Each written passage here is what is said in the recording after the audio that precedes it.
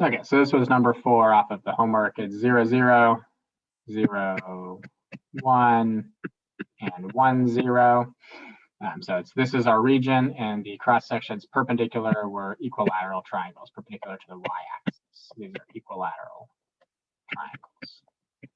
So first off, what's the area of an equilateral triangle? Should be the side squared times √3 all over 4. Everybody good with that? Yes. That's the formula that I told you yesterday that you should memorize. Okay.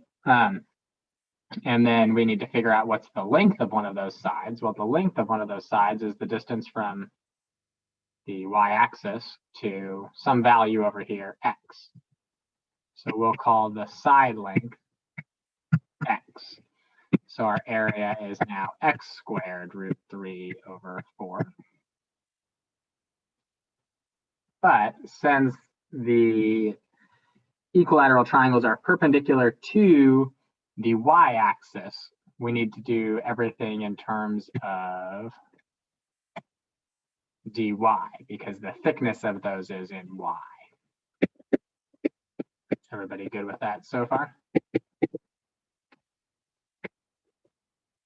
So we're going to integrate from y equals 0, the lowest y value, to y equals 1, the highest y value of our region, x squared √3 over 4 dy, which means we need to figure out what x is, or better yet, what x squared is in terms of y.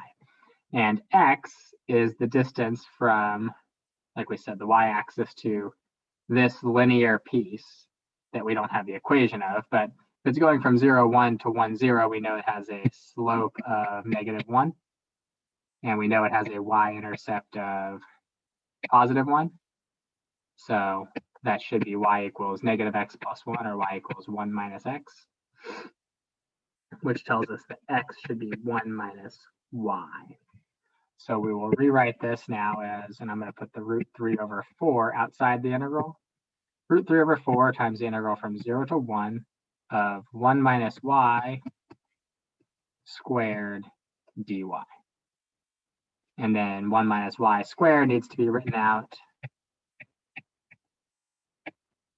as 1 minus 2y plus y squared dy. And we should then be able to integrate. It'll be √3 over 4 times y minus y squared plus y cubed over 3 from 0 to 1. Plugging in 0 just gives us 0 for all of them. So we've got √3 over 4 times 1 minus 1 plus 1/3, which should just give us 3√3 over 4. Good or no?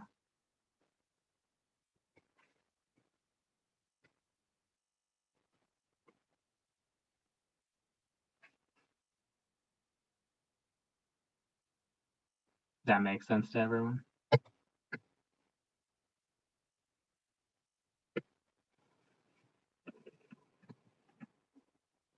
Any other issues with that?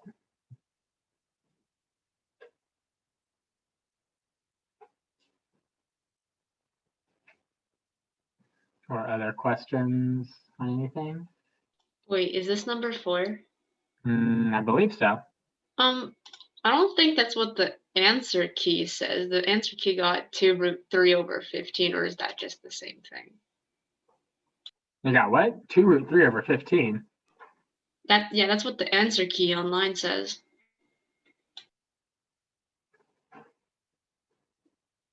That's weird.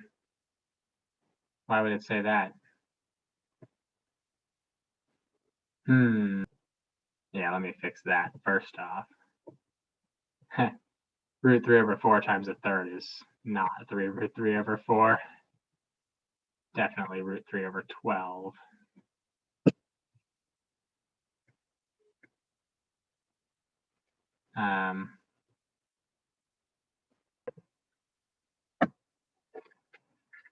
We want to try to find the volume of a sphere that has a radius of 4 And we want to use integration to do it. I know you can just plug it in, 4/3 pi r cubed, right? You know the formula. But I want to see if we can come up with a way to find this volume using an integration technique. So any thoughts on how we might start that out?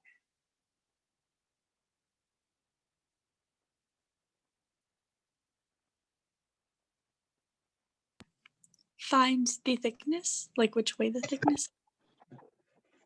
Well, the thickness of what? And I'm not sure what you're looking for here. Oh, I see. Wouldn't you want to imagine it like a bunch of little tiny, what are they called? Like little tiny sections if you're trying to find the volume of the sphere? Okay, so little tiny what's? Cross sections, like little Of tiny what? Little tiny circle. Okay. So effectively, that would mean maybe we would instead take this semicircle that I've drawn here. And if I were to take this and rotate it so that it came out of the screen towards you, and then rotate it around and then went all the way back, out the back of the screen and around, that would give you a sphere, wouldn't it? True, if I rotated this thing all the way around three-dimensionally, I mean, that's how you get a sphere, right? Is you take a semicircle and you rotate it around its flat side, around its diameter. True? True. Okay. And so I think then what you're saying is these cross sections, right, would be what? If I were to slice it like that, what would I get?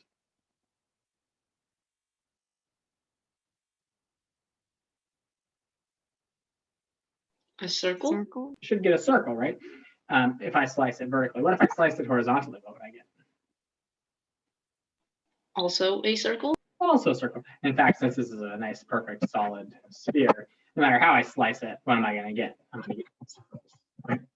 But we're going to do it as if we were slicing it vertically. Okay. So the cross section, the area of the cross section. So we're going to say the cross section itself is a circle. And so the area of that cross section should be pi times the radius squared. And what should the thickness of it be?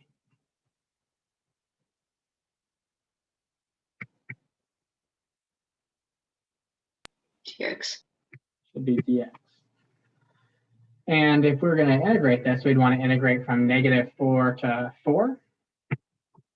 So this should look like the integral from -4 to 4 of pi times the radius squared dx, which I could pull the pi out in front, right? But r squared is still an issue with my dx.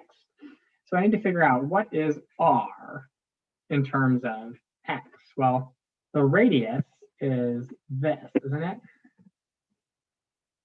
Of any cross section, that would be my radius. Do you guys agree with that? Yes. Okay. And so that's a y value, isn't it? In fact, it's the y value if I knew the equation of that semicircle. What's the equation of that semicircle?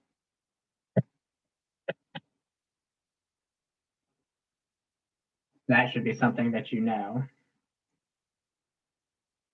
right off the bat coming into this class. You should know what the equation of any semicircle that lies across the x-axis is.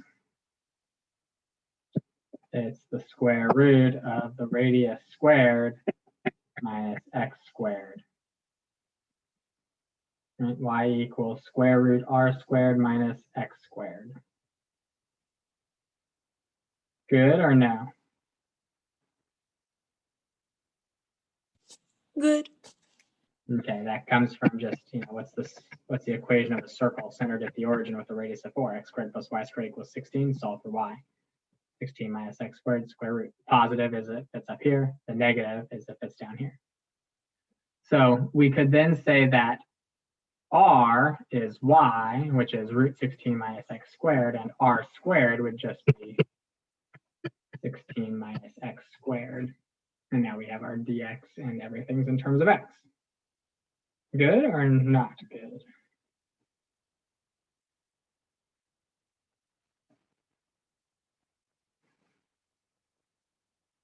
Good. Wonderful. Now we integrate.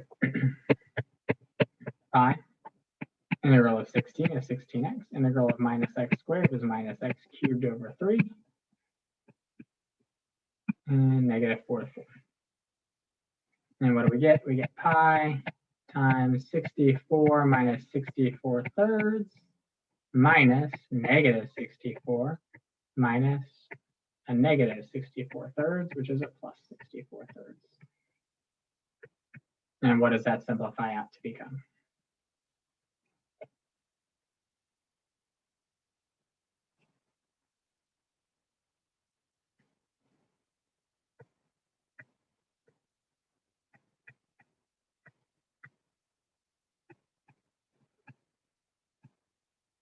That's right, 256 pi over 3 units cubed.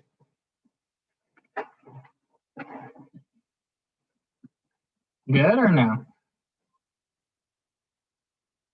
Good. Okay. Now, what if we just gone through and used volume equals 4/3 pi r cubed? Radius was 4, right? 4 cubed is 64 times 4 is 256. And look at that, 256 pi over 3. Comes out to be exactly the same, doesn't it? Uh-huh. Why is it that it comes out to be exactly the same? I mean, obviously because it's a sphere, and no matter how we find its volume, it should be the same. But shouldn't we be able to do this with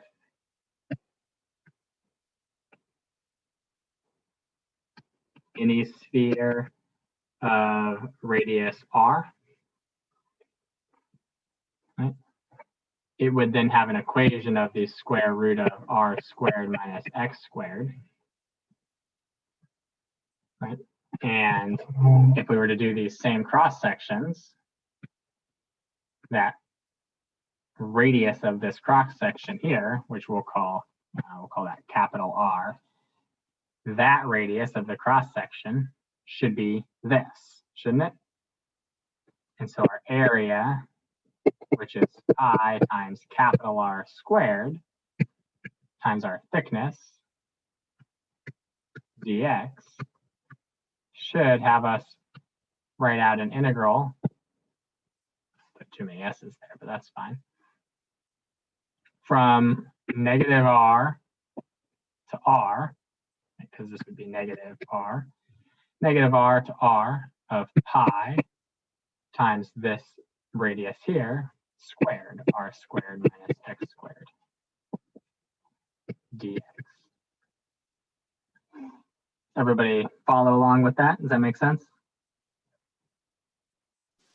A little bit. I mean, it's the same idea, right? Negative 4 to 4, pi integral negative 4 to 4, 4 squared minus x squared, right? Instead of, I've just now made it generic. I said, well, it's any circle with any radius of whatever, right? Any value from negative r to r here, right? Same formula, right? Negative 4 to 4 pi 16 minus x squared dx. Same thing, except now it's just with a generic radius. Good or no?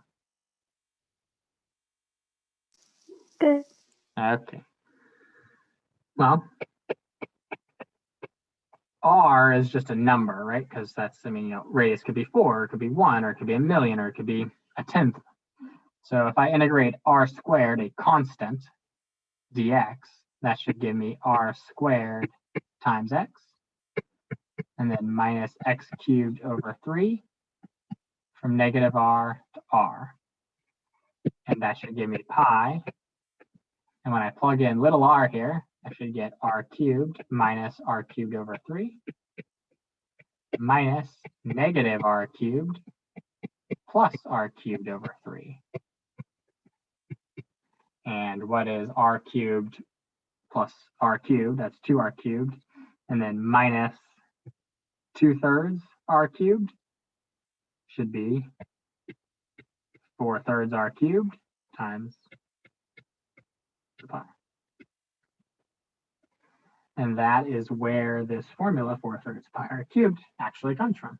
That's how it was developed for any sphere of radius r. Isn't that neat? Extremely. Yeah, excellent. So, the big important idea about this, though, is that what did we do with this semicircle? We took this semicircle and we revolved it around an axis, right?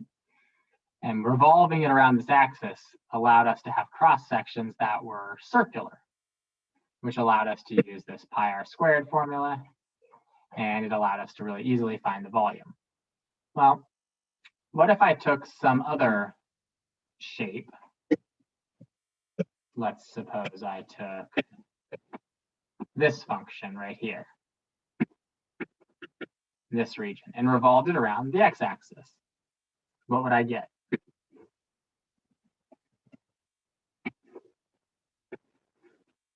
A cone. I'd get a cone, and what would the cross sections be? Circles. Right? They'd be circles again. What if I took this region and revolved it around the x-axis? What would I get? I don't know, I'd get some weird looking thing, right? But if I sliced it vertically, what would the cross sections look like? Circles. They'd be circles. And so this is a super important concept, that if I take some function that is pushed up against the x-axis, let's say, and revolve it around that x-axis, I will always get a cross section that's a circle. And so I should be able to find the volume of any irregularly shaped solid that is what we call a solid of revolution, a solid that has been formed by revolving it around an axis by using this cross-sectional method with circles, pi r squared, dx, or maybe if we revolve it around the y-axis, dy, but that's something we'll worry about tomorrow, from our lowest x to our highest x of pi times the radius squared. Does that make sense? What we're going to try and do? That's what we're going to try and do now with some other functions. Conceptually, okay? Yes. Great. All right, so we've got the region between the x-axis and the square root of cosine x from x equals 0 to x equals pi over 2. So we're going to take that and revolve it around the x-axis and find the volume. So when I revolve this around the x-axis, I'm going to get something that looks sort of like that. Sure.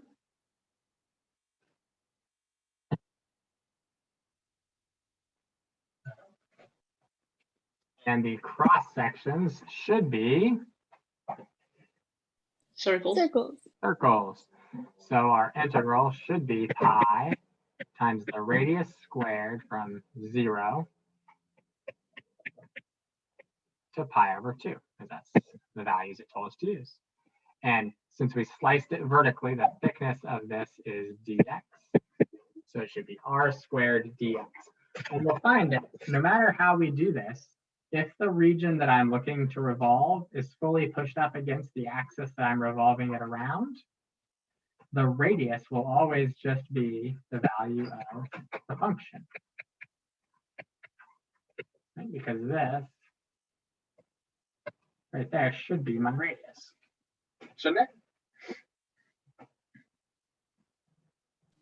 Yes. Yeah. And so r squared should just be the square of the function. So this should just give us pi times the integral from 0 to pi over 2 of cosine x dx. And what's the integral of cosine x? Sine. Sine of x. Which ought to give us pi times sine of pi over 2 is 1, minus sine of 0 is 0, and we should get pi units cubed. Everybody good there?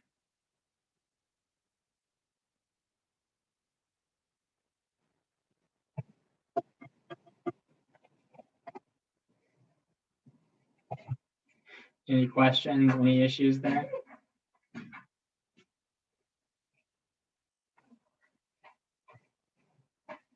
All right, let's do another one.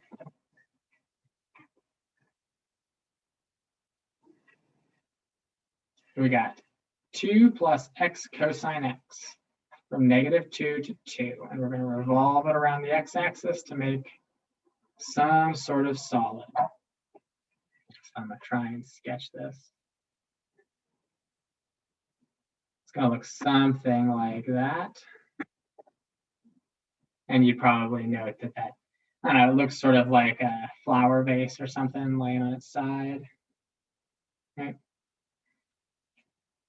But what it looks like doesn't really matter to us. We care about the cross sections. The cross sections, which have a thickness of dx, are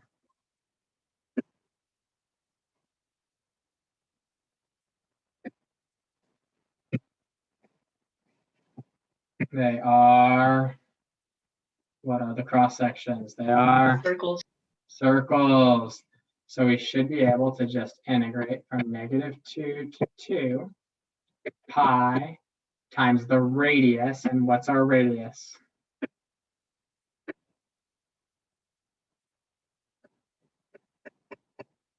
It's just our function.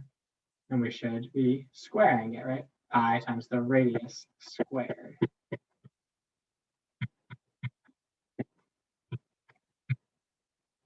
Dx. Good or no?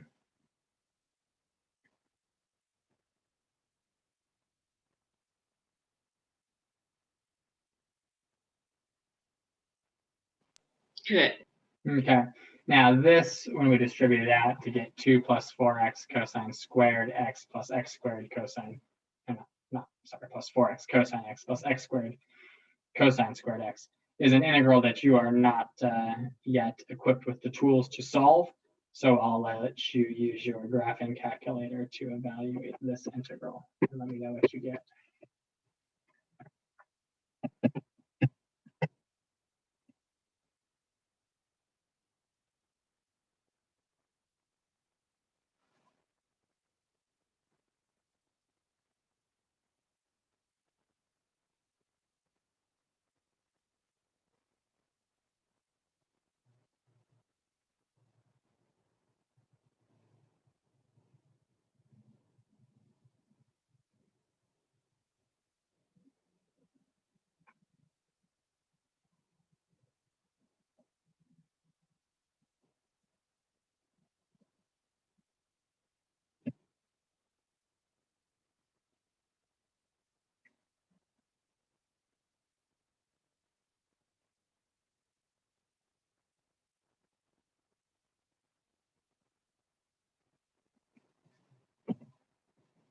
$52.429. That sound right to everybody?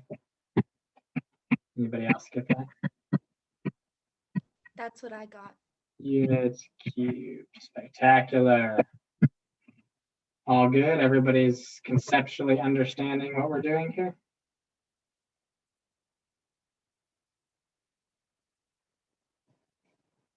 Great. All right, let's take it one little step further then. And see what happens if I take a region that is not fully pushed up against that x-axis that I've been revolving around and see what shape we get. So here I've got two different functions. I've got y equals x, and I've got y equals x over 2. And I'm looking at the region between those two, and I'm taking it and revolving it around the x-axis. I'm looking at this region being revolved. And if I were to take that and slice it vertically with a thickness of dx, what does the cross section look like?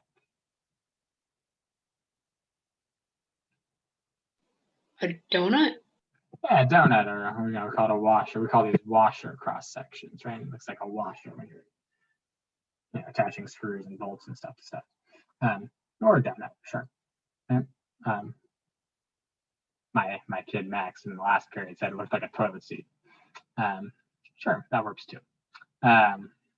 So how do we find the area of this washer, right? Because the hole in the middle is no longer there, so we only want this part of it, right? Well, it should be pi times the outer radius squared minus pi times the inner radius squared. Everybody good there?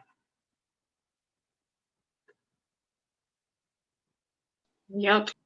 And so if I sum together a bunch of those things from 0 to 5, it should give me the volume of this sort of, it's kind of like a funnel, sort of, right? Except it's not exactly, because there's no hole at the end for the water or whatever to go through, but that's fine. One thing I want to caution you about is this is fine. And in fact, this is what we will do most of the time. We'll take the pi and put it out in front. But do not do this. Lots of people make this mistake. Don't be one of them. Okay. It is not the outer radius minus the inner radius squared. Okay. It is outer radius squared minus inner radius squared. Everybody good with that and all that fun stuff? Okay. So where should we be integrating from?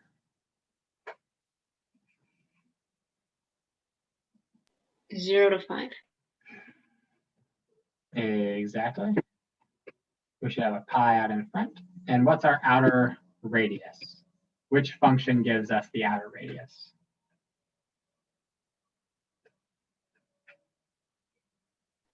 Y equals x. Y equals x. So our outer radius should be that y value of x. And what should our inner radius be?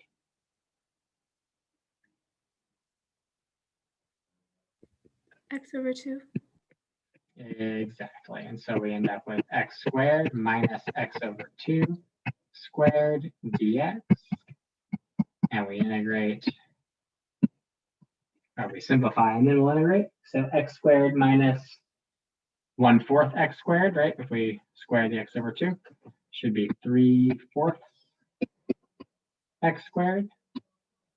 And as we integrate that, we should get pi times 1/4 x cubed from 0 to 5. And what does that give us? Should give us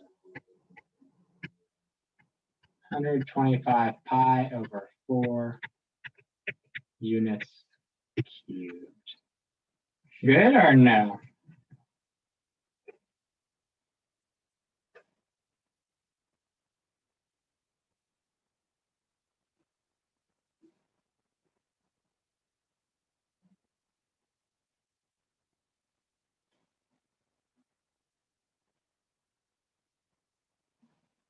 No questions? Everyone's good?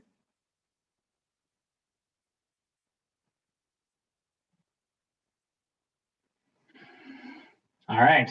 Good. We're gonna just, oh, yeah, okay. We're just gonna do one more problem today is actually it. And then that'll be it. This will be the last one. So I'll let you guys take 3 or 4 minutes and see if you can work through it on your own, figure out what you're trying to find and all that good stuff. And then we'll go through it together afterwards and see how you did. Sound good?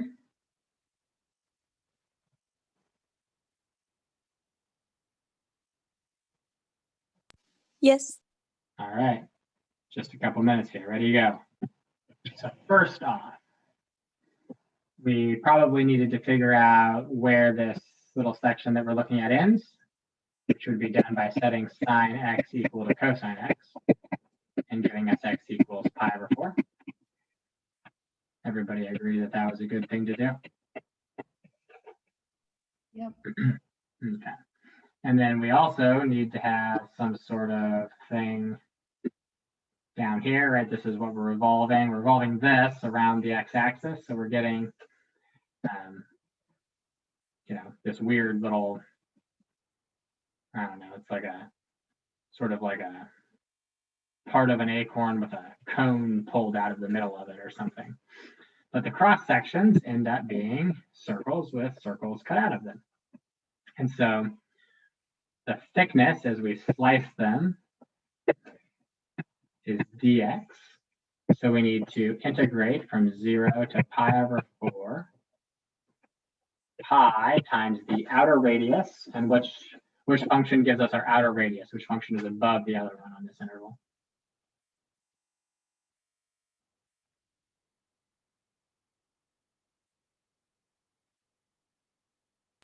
Cosine?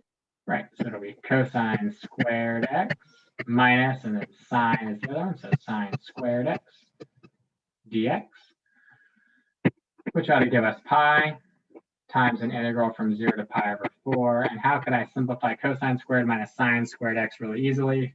Should be a formula that you had memorized coming into this class because it was on the sheet that I told you to have all these memorized. Power reducing formula. I guess you could, but you could use the even easier one. I mean, the power reducing formula works just fine. But Pythagorean identity? no, it's just a double angle identity. Nice, simple double angle identity. Cosine squared x minus sine squared x equals cosine 2x. Which, if you used both of the power reducing formulas, that's exactly what you get. You get a half times 1 plus cosine 2x minus a half times 1 minus cosine 2x, and the halves would cancel, and you'd get half of cosine 2x plus another half of cosine 2x, and you get cosine 2x. You get the same thing. But this is just straight up the double angle identity that you should have memorized. And what is the integral of cosine 2x?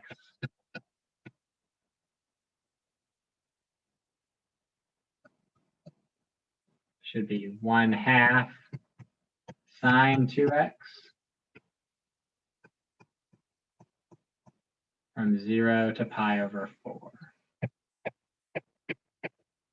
And now we've got pi times 1/2 the sine of pi over 2, which is 1/2, and 1/2 the sine of 0, which is 0, giving us pi over 2 units cubed. Good or no? Isn't it pi over 4, not pi over 2? Isn't what Oh, pi because over? it's 2x. Never mind. Yeah, 2x. So it's pi over 2 because we're double. Okay. Yeah. Thank you. Yep. Any other questions on that?